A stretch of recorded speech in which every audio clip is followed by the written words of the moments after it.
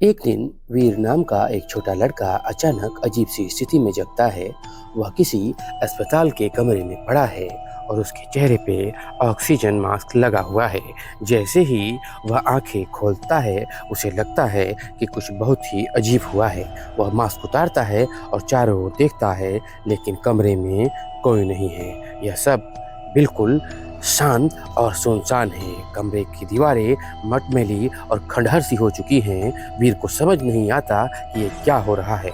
वह धीरे धीरे उठता है और अस्पताल के बाहर जाने की कोशिश करता है। जब वह अस्पताल के दरवाजे के बाहर कदम रखता है तो उसकी आंखें चौड़ी हो जाती हैं और उसके सामने जो दृश्य होता है वह बहुत डरावना और अजीब होता है।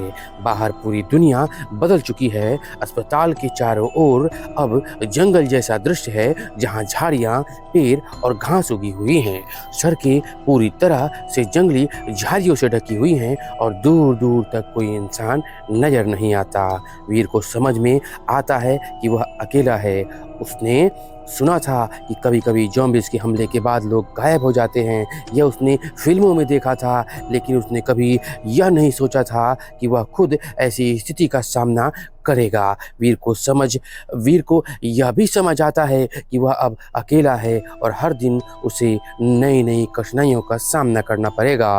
वीर डर के बजाय साहस जुटाता है और अपनी जान बचाने की कोशिश करता है। इसलिए वह हर रोज जंगल के बीच से निकलता है और छिपने के लिए जगह खोजता है। और ज़ॉम्बियों से बीच में लड़ाई उसकी होती है, मुठभेड़ उसकी होती है।